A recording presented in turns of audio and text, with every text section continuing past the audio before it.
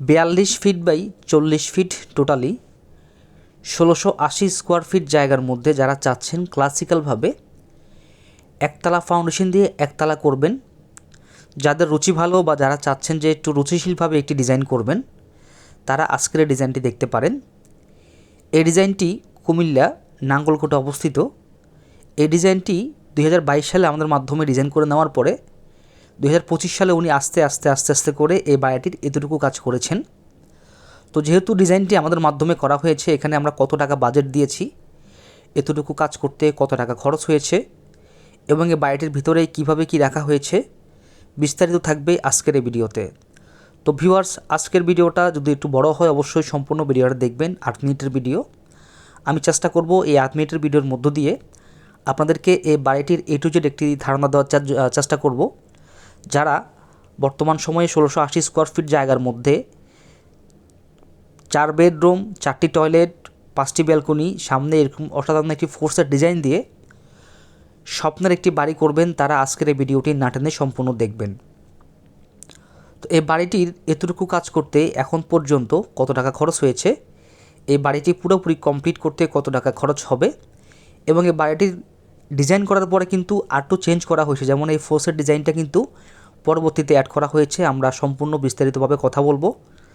তো আশা করছি যে সকল ভাইরা একটি বাড়ি করবেন ভাবছেন, বাড়ি করার আগে অবশ্যই ভিডিওগুলো দেখে বাড়ির উপরে বা জিনিসপত্রের উপরে কীভাবে কী করলে কী হবে তার উপরে একটি ধারণা অবশ্যই নেবেন, তাতে করে বাড়ি করার সময় আপনার অনেক কাজে আসবে। তো এখানে দেখতে পাচ্ছেন যে এই বাড়িটির পিছন সাইডে 3টি ব্যালকনি আছে।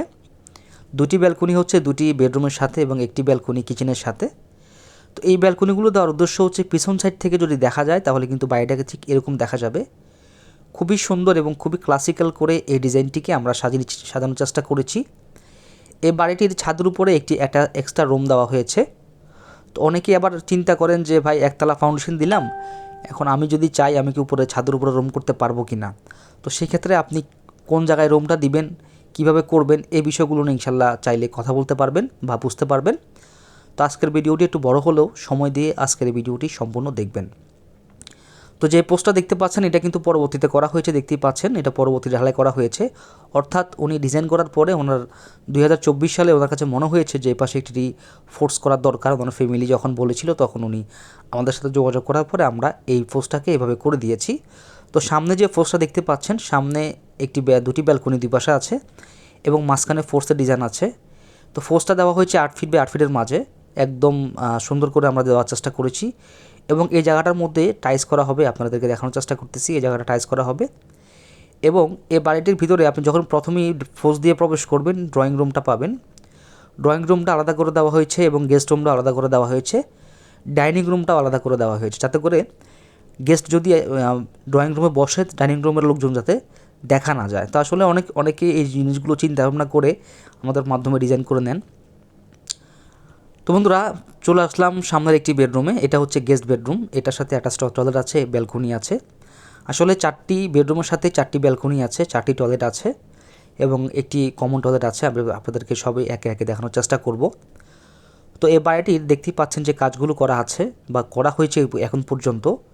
এখানে আপনারা ভিডিওতে দেখবেন এবং বুঝবেন যে আসলে বর্তমান সময়ে যদি আপনি এরকম করে রাখতে চান তাহলে আপনার কত টাকা বাজেট লাগবে এবং আপনি যদি চান এখন বাড়ির ভিতরে বসবাস করতে পারবেন সেই পরিমাণ পর্যন্ত কমপ্লিট করা আছে।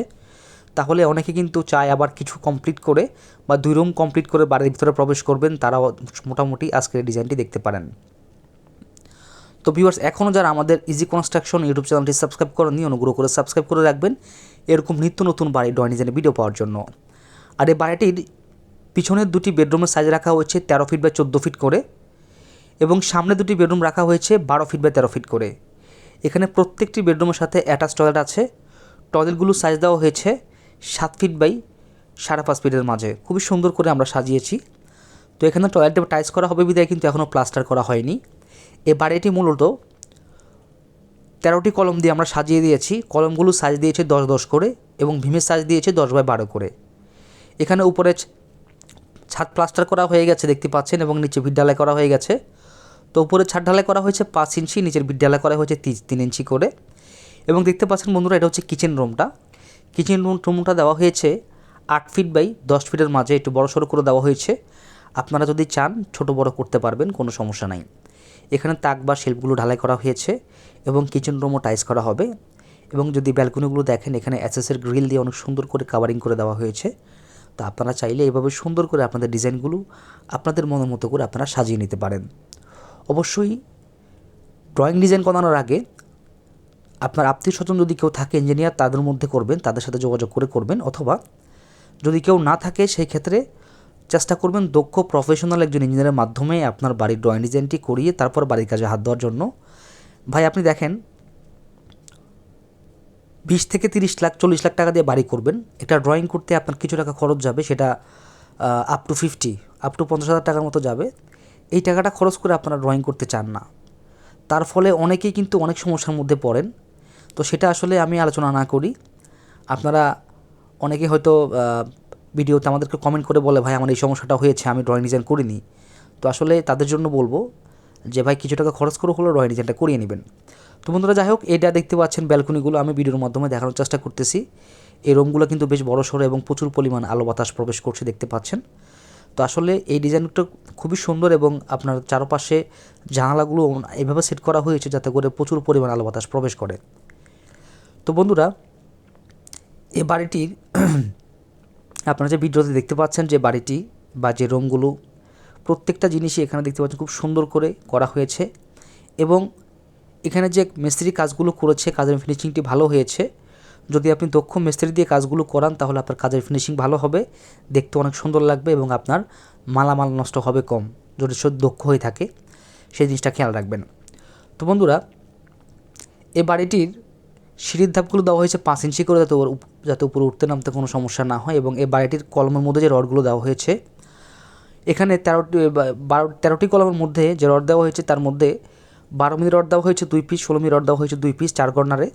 এবং মাঝখানের কলমগুলোর মধ্যে 12 মিলি রড 4 পিস করে দেওয়া হয়েছে। আর এই ছাদের উপরে আরও একটি রুম এক্সট্রা করা হয়েছে, আপনাদেরকে দেখানোর চেষ্টা করব। এক্সট্রা একটি রুম এবং একটি টয়লেট দেওয়া হয়েছে এবং ছাদের উপর অনেক সুন্দর করে টেরেস দিয়ে অনেক সুন্দর করে সাজানো হয়েছে। তো বন্ধুরা এখন আসি খরচ হিসেবে।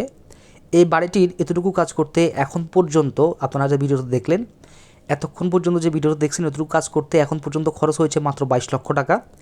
এই বাড়িটি যদি পুরোপুরি টাইলস, ইলেকট্রিশিয়ান, প্লাম্বার, স্যানিটারি যদি ফুল কমপ্লিট করেন তাহলে খরচ যাবে 28 থেকে 30 লক্ষ টাকা।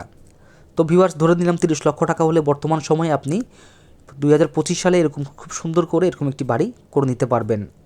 আর এই বাড়িটি যদি কেউ 2তলা ফাউন্ডেশন দিয়ে 1তলা করেন তাহলে খরচ যাবে 35 থেকে 38 লক্ষ টাকা। তো ভিউয়ার সবাই ভালো থাকবেন এবং ভিডিওটি ভালো লাগলে আমাদের চ্যানেলটি সাবস্ক্রাইব করবেন।